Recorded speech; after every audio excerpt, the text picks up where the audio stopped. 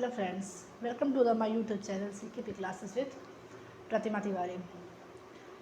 Friends, पिछले class में हम लोगों ने पढ़ा था, हम अभी पढ़ रहे हैं फैमिली का चैप्टर। ठीक है, फैमिली का चैप्टर में कल हमने पढ़ लिया था परिवार के अर्थ, परिभाषा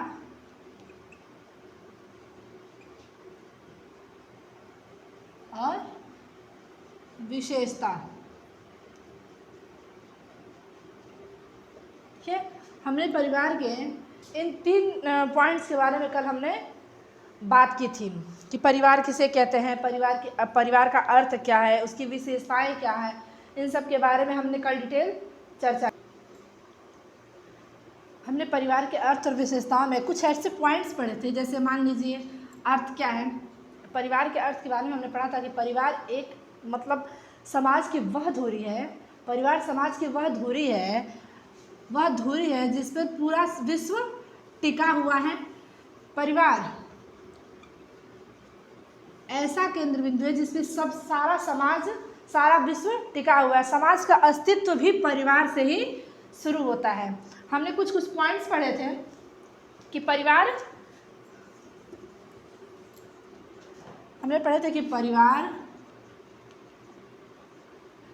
समाज की वह धुरी है जिस पर संपूर्ण ब्रह्मांड, संपूर्ण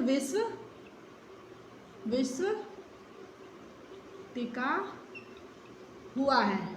ठीक है, नेक्स्ट पॉइंट हमने पढ़ा था कि इसमें इसका ये जो परिवार है, इसी से समाज का परिवार से ही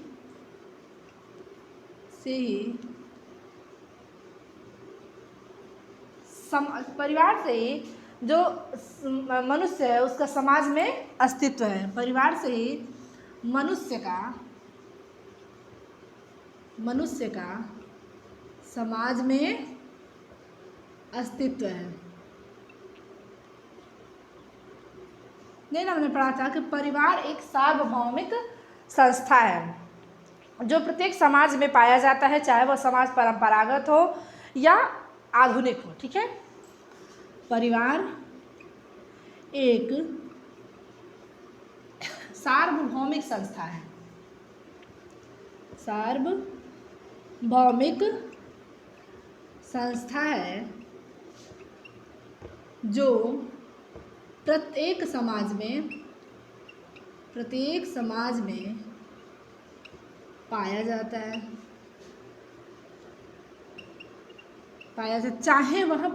चाहे वह समाज आधुनिक हो या परंपरागत, चाहे वह समाज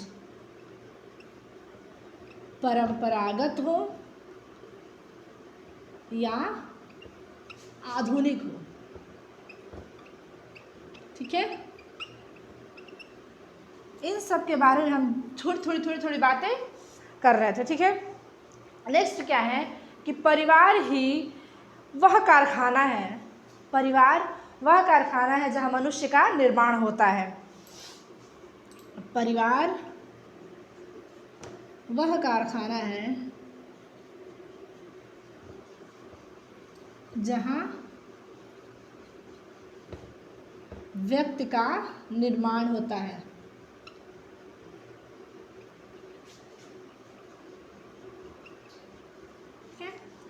कुछ पॉइंट्स हमने इसमें पढ़े थे।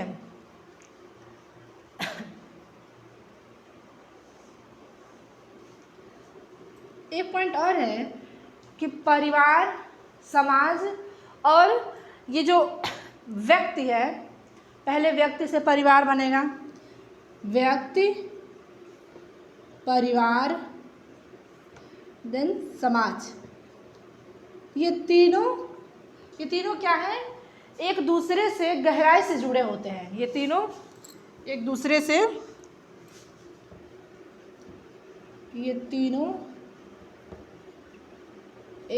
से जुड़े रहते हैं,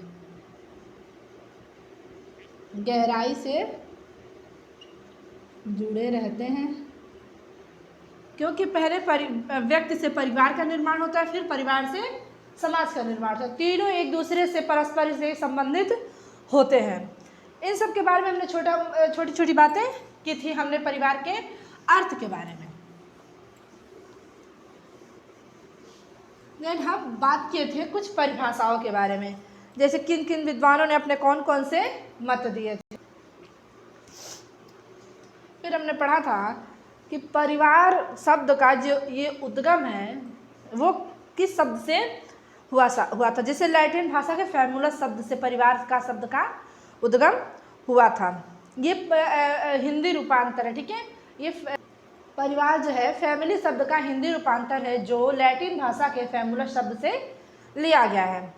तो फैमुलस का अर्थ क्या है? एक ऐसा समूह जिसमें माता पिता, उनकी संतानें तथा नौकर आदि निवास करते हैं। ये सब आते हैं एक परिवार के अंतर्गत। तो और हमने कुछ परिभाषाओं के बारे में भी जाना था जो अलग अलग वैज्ञानिकों ने अलग अलग विद्वानों ने अपने अपने मत दिए थे। जैसे मैकाइवर पेज के अनुसार हमने पढ़ा था, अकबर निमकाफ साहब के अनुसार पढ़ा था, वर्गीस के अनुसार पढ़ा था हमने, फिर क्लेयर साहब के अनुसार हमने पढ़ा था, फिर डॉक्टर मजुमदार साहब के अनुसार पढ़ा था, विशन साहब के अनुसार पढ़ा था। इन सब के बारे में हमने डिटेल उनकी परिभाषाओं के बारे में चर्चा की थी, ठीक है। इन सब परिभाषाओं से एक अर्थ निकल कर आया कि परिवार व्यक्तियों का एक ऐसा समूह है जो आपस में विवाह के संबंध से, रक्त के संबंध से या गोद लेने के संबंध से आपस में के आधार पर आपस में एक दूसरे से जुड़े रहते हैं, ठीक है, तथा एक सामान्य सी गृहस्थी का निर्माण करते हैं।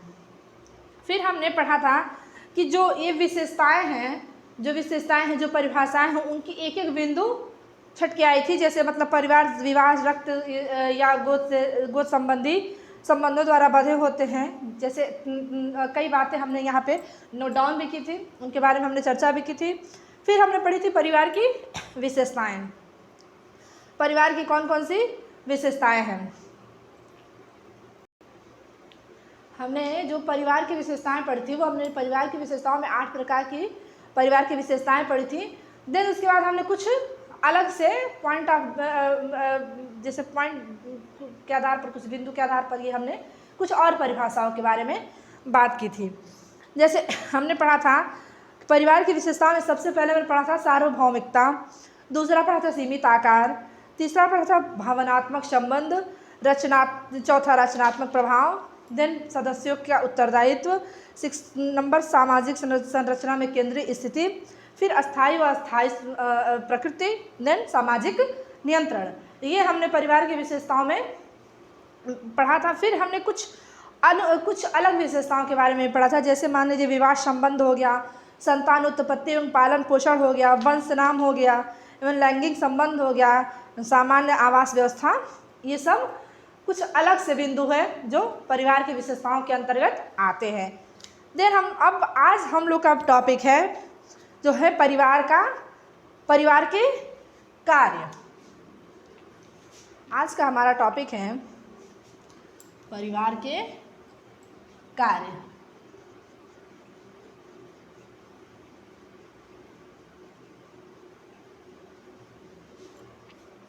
Functions of family.